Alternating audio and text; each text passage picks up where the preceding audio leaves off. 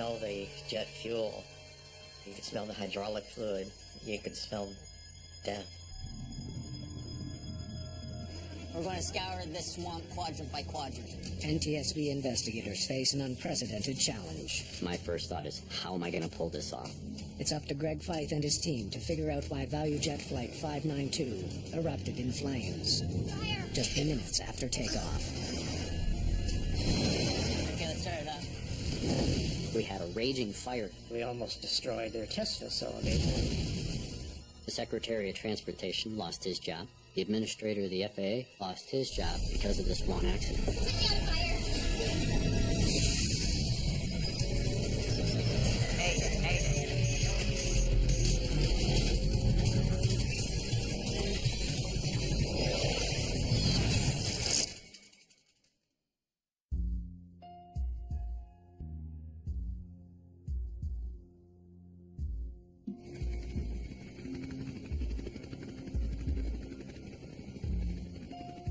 It has been 6 months since Florida's worst aviation disaster. ValueJet forced many people in this agency to ask some very tough questions. Federal hearings into the fiery crash of ValueJet Flight 592 are filled with controversy and recrimination. I'm the mother of the captain of ValueJet 592, Captain Candlein Chamberlain Kubek, and I am very angry. This was one of these historic cases that had a tremendous amount of public attention and public concern. I have always thought this crash was very preventable and very senseless. ValueJet 592 fell out of the sky because of a complete breakdown of the system. The Federal Aviation Administration is under attack for failing to implement safety recommendations made 8 years ago after another onboard fire.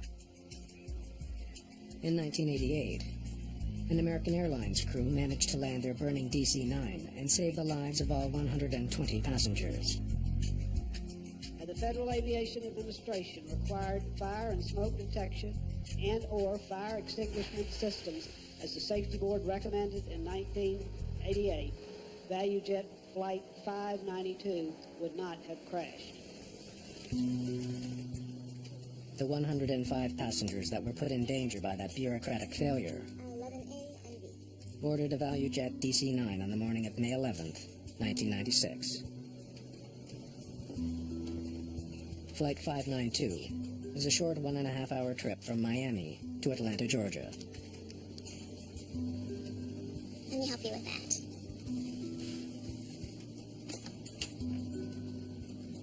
ValueJet was one of the first low-cost carriers. People, instead of driving, they were getting on this low-fare, blue and white airplane with the cartoon character. There's some little hairs in here, too. It's the crew's second flight of the day on this plane. Commanding Flight 592 is 35-year-old Candlein Kubek. Captain Kubek is an experienced pilot with nearly 9,000 flight hours. Okay. The first officer is a former Air Force pilot. 52-year-old Richard Hazen. Clear to start? Proceed. Shoulder hunts. On. Party brakes. On. Today's flight is loaded with almost 2,000 kilograms of cargo, which includes passenger luggage, ValueJet company material, and U.S. mail. The crew must sign off on all cargo loaded on board. With the paperwork complete, There you go. they prepare to taxi to the runway. Critter 592. Taxi to runway 9 left. 9 left, Critter 592. The DC-9 is 27 years old. It has more than 68,000 hours of flight time. On the flight into Miami from Atlanta that day, the autopilot wasn't working, and the PA system was broken. You want to test out the PA, talk to the people? Ladies and gentlemen, from the cockpit, we are in a hold right now for crossing traffic on the ground. Mechanics in Miami were able to fix the PA. It works. We can hear you loud and clear. Critter 592. Runway 9 left. Cleared for takeoff. but repairs to the autopilot will have to wait. Set takeoff power. Once the DC-9 is back at airline headquarters in Atlanta, Power is set. mechanics there will work on the problem. Rotate.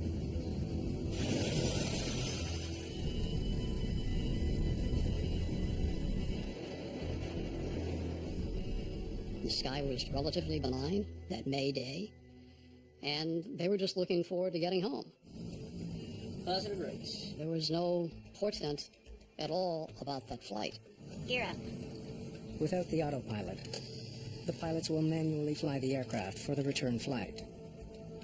It's an inconvenience, but not all that unusual, nor unsafe.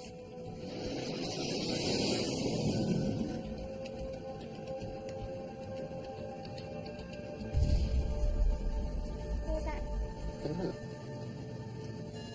We got some electrical problem. Yeah, the battery charger's kicking in.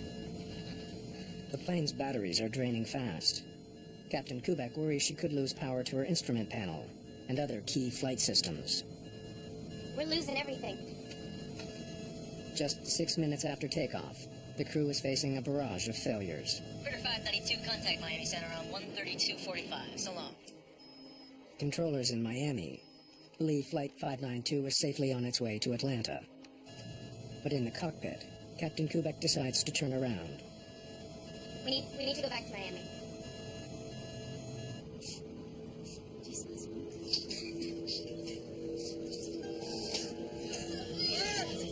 It's suddenly clear why their systems are failing. Flames are burning through the cabin floor.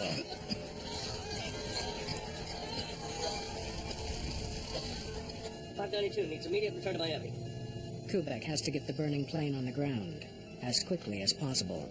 You can only shed altitude so fast. You point it down much more than 5 or 6 degrees, and all of a sudden you can become in an overspeed situation. You can stress the aircraft, and you don't want to do that. Roger, Critter 592. Turn left heading 270. Descend and maintain 7,000 feet. What kind of problem are you having? Fire! Smoke in the cup. Smoke in the cabin. Okay, roger that. First officer is handling the communication. The captain is handling the airplane. They want to try to get on the ground. They're working in a coordinated fashion. Classic cockpit resource management. Nobody is panicking. Nobody is throwing in the towel. What altitude? 7,000. Captain Kubek throttles back in an attempt to descend, but the left engine doesn't respond. It stays at climb power.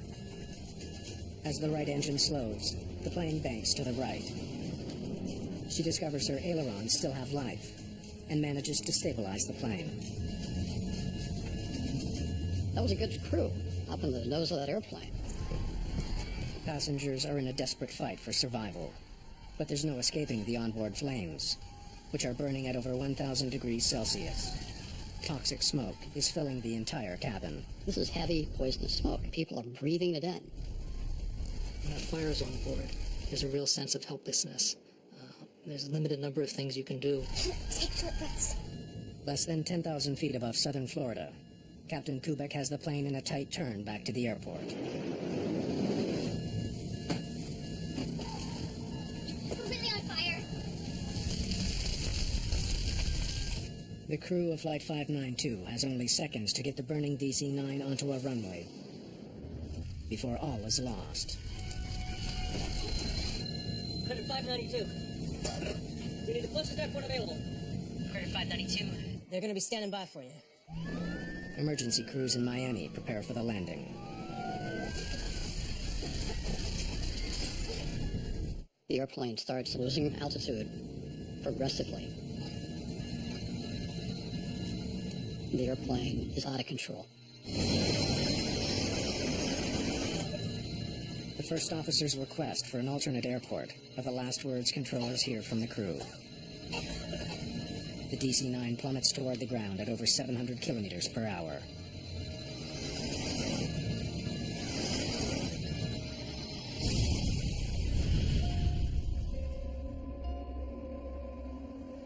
Flight 592 has crashed into one of the most inhospitable spots on Earth, the Florida Everglades. A large jet aircraft has just crashed out here. Large, like airliner size. Maybe get your choppers in the air. The Everglades covers much of the southern tip of Florida. Hundreds of square kilometers of shallow swamp, mangroves, and watery grassland. Just getting to the crash site will be a huge challenge for rescuers.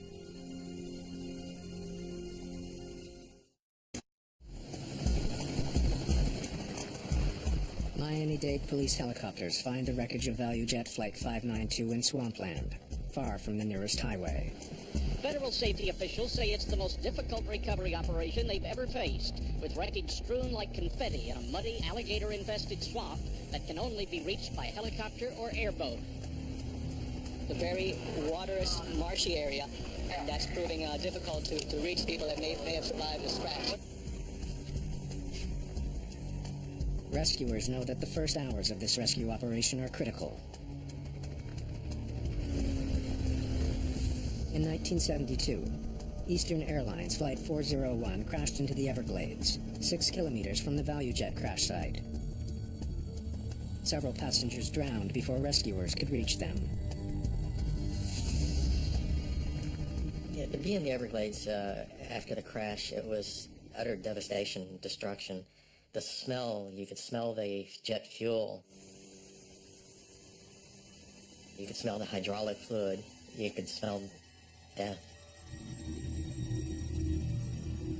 Most of the aircraft has sunk beneath the surface of the swamp.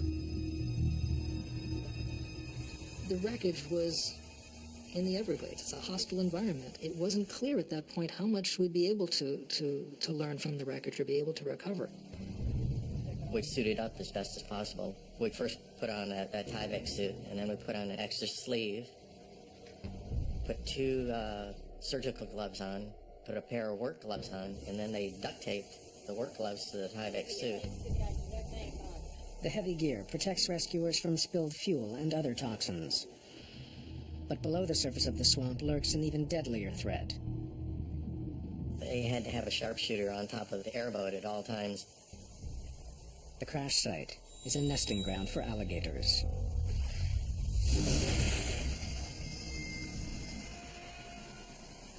But the divers were walking in the water. If somebody sighted an alligator or you'd hear them hiss in the sawgrass, they would take potshots to try and scare them away. Just hours after the crash, officials come to a grim conclusion. It doesn't look good that there are any survivors. All 105 passengers on board Flight 592 are dead. Captain Kubek, First Officer Richard Hazen, and 3 flight attendants are also dead. I feel that it's going to be difficult, if not impossible, to identify everybody. There was no evidence of the airplane. There was just debris. Very little present, no evidence of passengers. You had to put it out of your mind what actually you were doing. You could not think of what it was that you were picking up. If you did, you would be useless, and you wouldn't be able to do the job.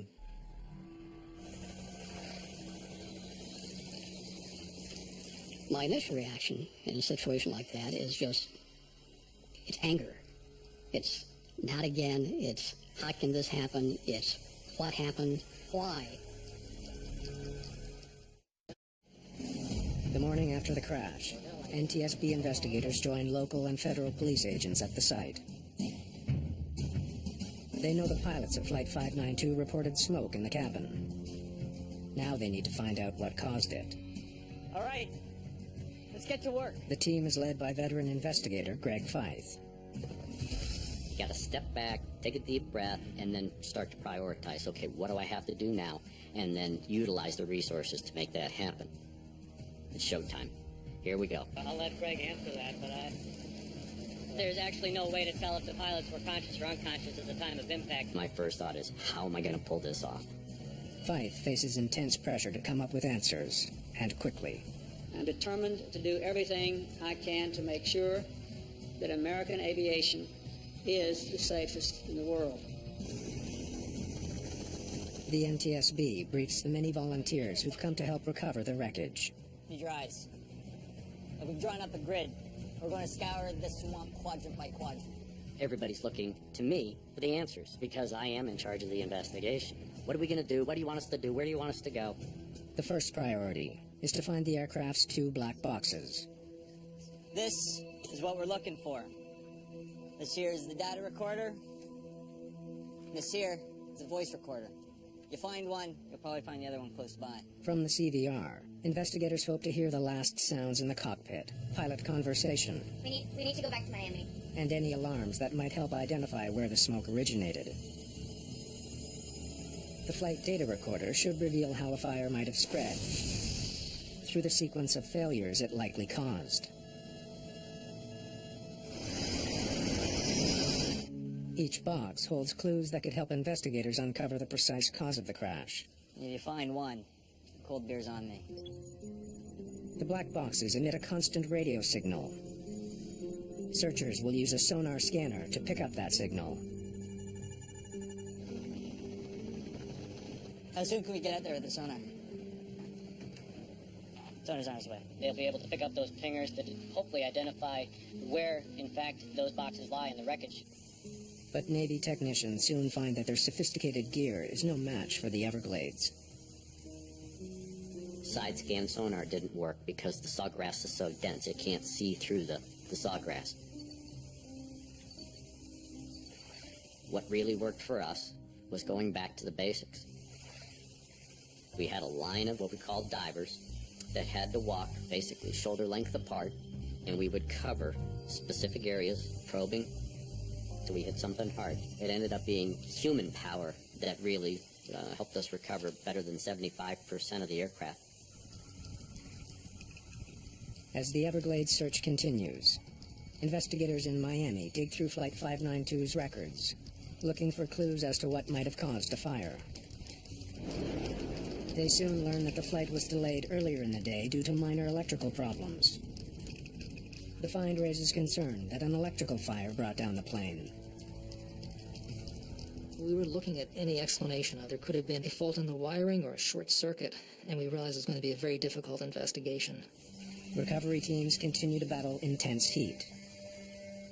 Florida, in May, 90 degrees, 95% humidity. We had to worry about how long can you be in that heat. You're trudging through in your waders, and you're stepping on stuff. You have to bend down and you have to pick it up and see what it is. There were times where, you think you're picking up a wire bundle, and it was a snake. You're picking up the back end of a snake. So it was all of those things that made this probably one of the most challenging environments for an accident investigation to be conducted. NTSB fire investigator Merritt Berkey studies masses of tangled wiring from the crash site. I was sent down there to determine the cause of that in-flight fire. When faulty wiring sparks a fire, electrical arcing causes the wires to burn and melt. When we recovered more of the electrical harness on the plane, we saw some damage there, but it wasn't evidence of electrical arcing on the wires. It was all external damage to the insulation. The careful examination rules out faulty wiring as a potential cause of the fire.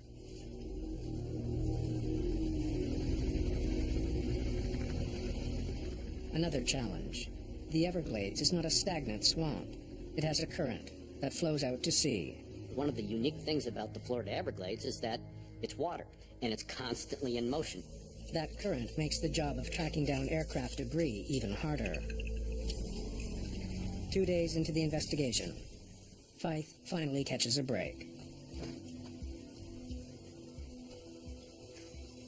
Oh, hot damn. We found ourselves a box. It was sitting on the bottom in the mud, partially submerged under about 3 to 4 feet of water. One of the Metro-Dade Police Fire Rescue folks was walking their grid and actually stepped on one of the orange boxes. The whole accident site, all of the investigators, everybody comes to a halt as soon as the word spreads that we think we got a recorder. Officials wasted no time bringing it out of the swamp into a police car and onto a plane for Washington.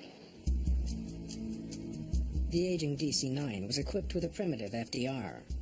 It recorded only 11 flight parameters, compared to the hundreds recorded by modern units.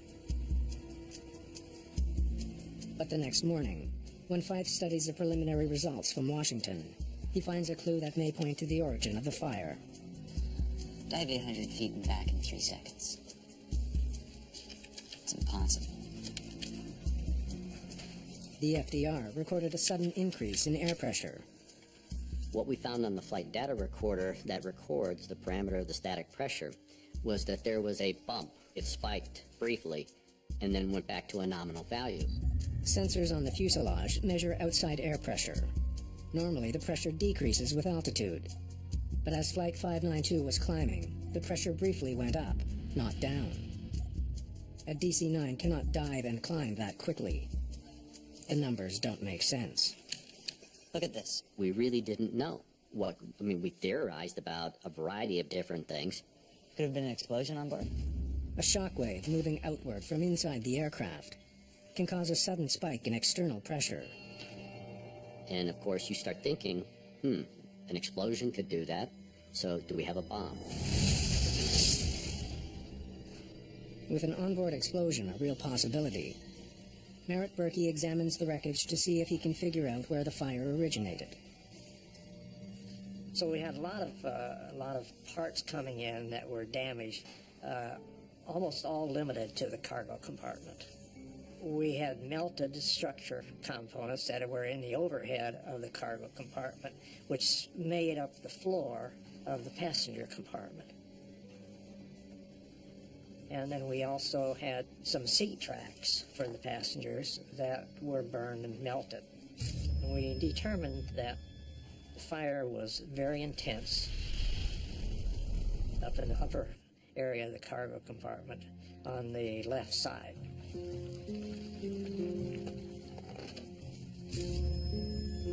Berkey makes an unusual discovery. It's stainless steel.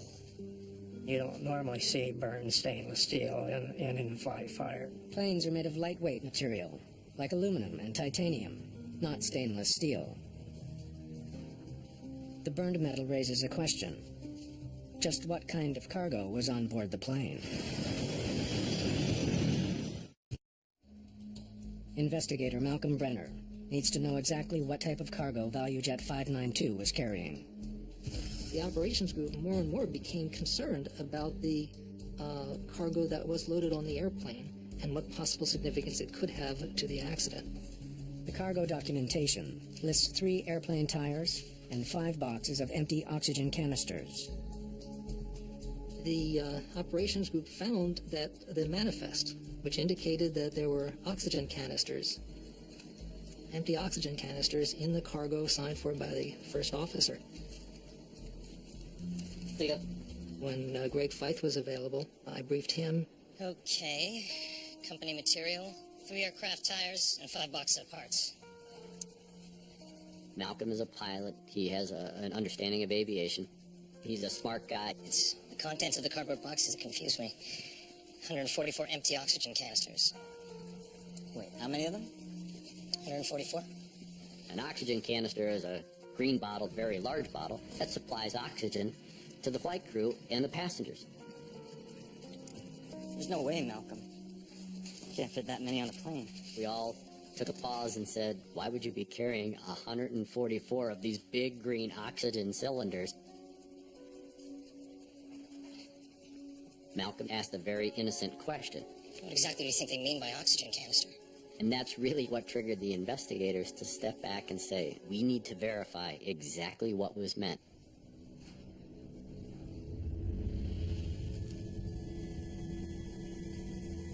At the crash site, the recovery work continues. The debris includes dozens of small metal cylinders, parts not from the DC-9. Investigators now understand what was in the boxes listed on the cargo manifest. We found out that it was not a canister, but in fact an oxygen generator. Oxygen generators are small devices installed above the passenger seats of certain airplanes. They're connected to oxygen masks that drop down in the event of cabin depressurization. Pulling down on the mask yanks a lanyard, which slides out a retaining pin. That triggers a chemical reaction that generates breathable oxygen. The masks are attached to nipples on this oxygen generator. That's the supplemental oxygen that flows through the tube to the mask. Investigators wonder whether the oxygen generators that were being carried in the cargo hold could have caused the fire. We had 5 boxes of these, or 144 of them, thrown in a box, carried as cargo. We had to look at, well, if they're carrying these and they're supposedly empty, what danger is there carrying them as cargo? There's no question. They're clearly listed as empty. Did they have a potential for creating a fire or a fire situation that could have jeopardized the safety of this aircraft? As recovery teams continue to pull oxygen generators from the bottom of the Everglades, they find that while some are in fact empty, this one's never even been triggered. Many others are full. The oxygen generators that we had found had been damaged. Some were completely flattened, some of them were charred and crushed, some of them still had the material in them, but the case had been dented and damaged. It's the temperature of the canisters after they've been triggered that concerns investigators. These things get pretty hot, Greg. Really hot. They can reach 260 degrees Celsius. That's why in the cabin, they're stored behind a heat-resistant shield. An oxygen generator that is not mounted in its proper position in a heat sink cradle in the passenger service unit is lethal. Because if it's anywhere near a combustible material, you're going to have a fire. It now seems highly volatile chemicals were improperly shipped aboard Flight 592. Had the pilots known what was actually on board, they likely would not have signed off on the manifest. There you go. They and their 105 passengers would still be alive.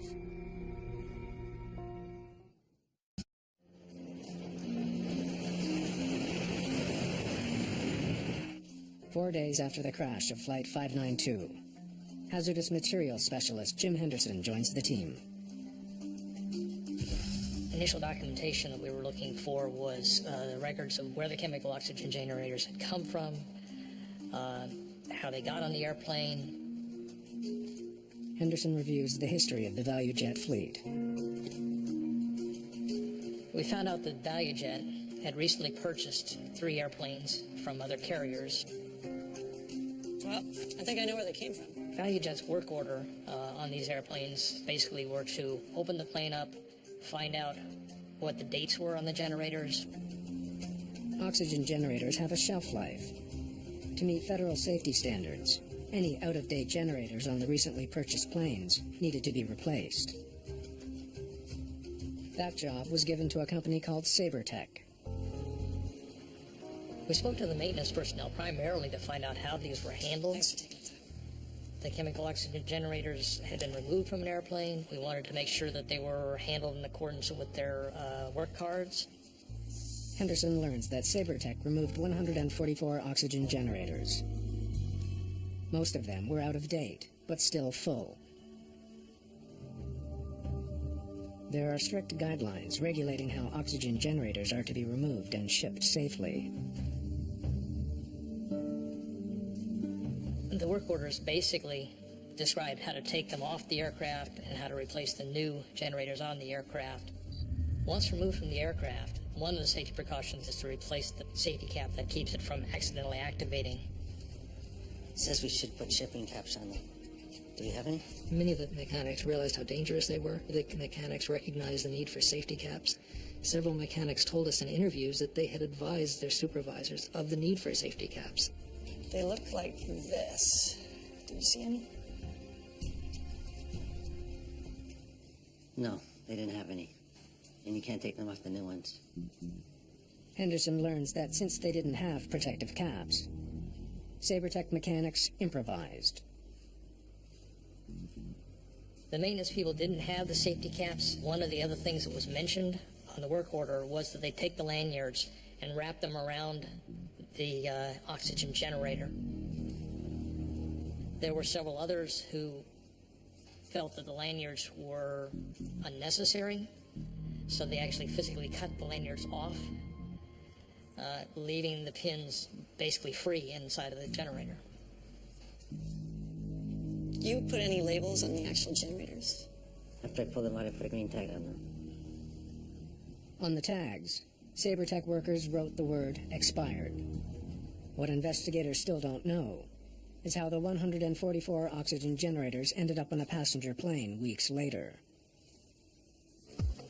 When investigators interview Sabertech shipping staff, they learned that the generators sat in the hangar for weeks.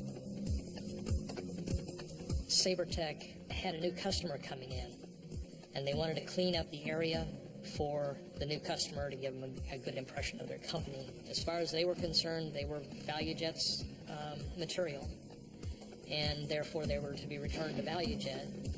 Investigators discovered that the potentially dangerous generators were on Flight 592 due to a misunderstanding over a single word: expired.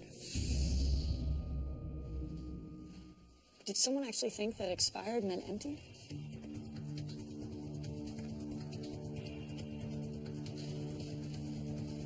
The shipping papers described the oxygen generators as oxy, or XY for oxygen, canisters, and then the word empty. This was the big problem because these oxygen generators weren't empty. They had expired, but expiration just meant that they had exceeded their shelf life. The use of the term empty was an error on his part. However, the shipping clerk himself wasn't that familiar with the oxygen generators. They were still capable of generating oxygen. They hadn't been properly safed. They hadn't been properly packaged. So we were really concerned that this might be either what caused the accident or what made the fire worse. On May 11th, 1996, airport workers loaded potentially flammable cargo onto ValueJet 592. However, the DC-9's cargo hold is specifically designed to contain a fire. Regulations required that the cargo hold be airtight. If, in fact, you do have a fire in that cargo hold, it'll burn itself out because it's airtight. But would a cargo fire burn out if the cargo itself produced oxygen? We knew about the oxygen generators. We knew the potential they had for being a fire source, but we didn't really know, in the grand scheme of things, their real potential for bringing down an aircraft. At an FAA fire test facility, Okay, let's do this. they hope to recreate the fire that consumed Flight 592. 1 minute to ignition. We had to trigger one of the oxygen generators manually.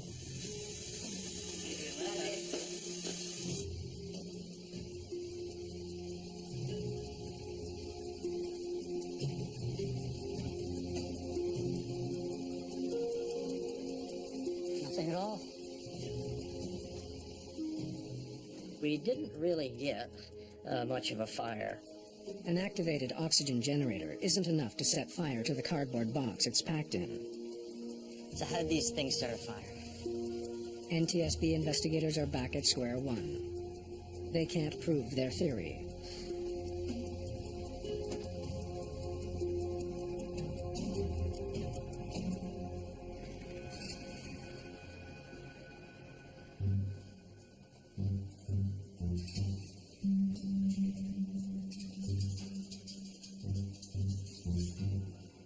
What were these things packed in? The failure of the fire test prompts investigators to look more closely at exactly how the oxygen generators were packaged for transport. The first test we did, we had not packed them exactly the way they were packed. You need a layer of bubble wrap. Like We this did not in use box. bubble wrap in the first test. That is, put bubble wrap over the top of the generators before we closed the box. We put 5 boxes of oxygen generators, put them on top of a tire, and put some luggage around them. Okay, let's start it up.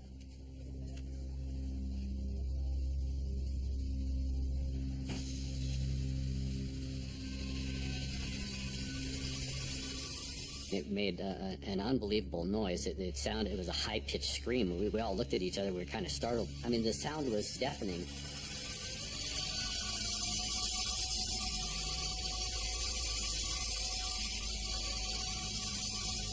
"10 minutes after ignition, The ceiling of the test cargo container reaches 2,000 degrees Fahrenheit.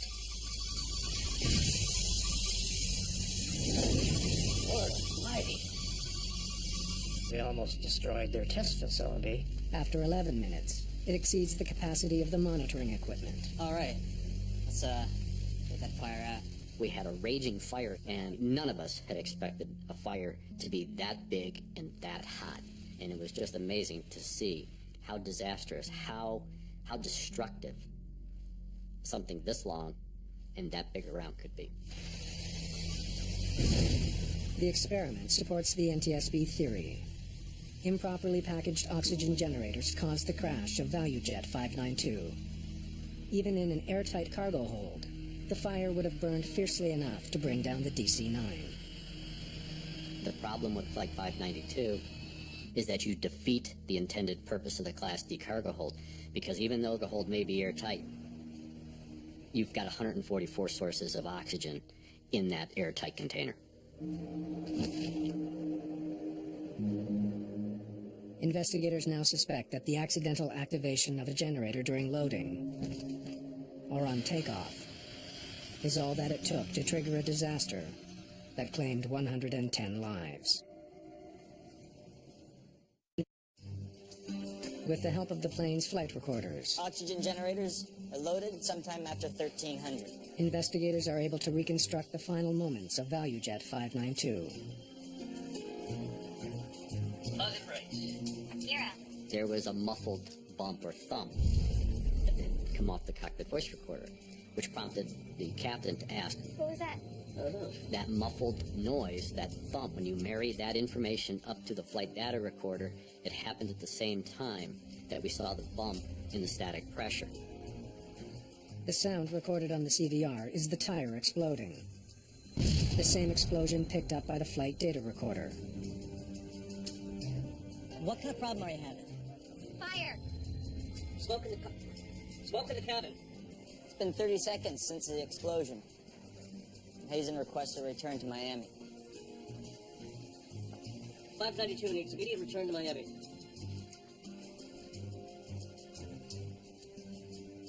We can hear a lot of background noises. We have the flight attendant coming up front. She's talking about how bad the fire is, and the last part of it is silent. And then nothing. There is no crew interaction. There is no talking. There is no verbal communication. All you hear is the sound of the wind. It indicated to us that whatever was happening was fast, incapacitated the flight crew to the point where they were unconscious.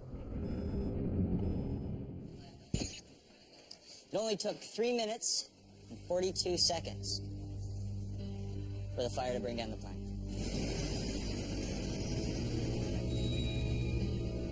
There was no chance of getting the plane to the ground safely.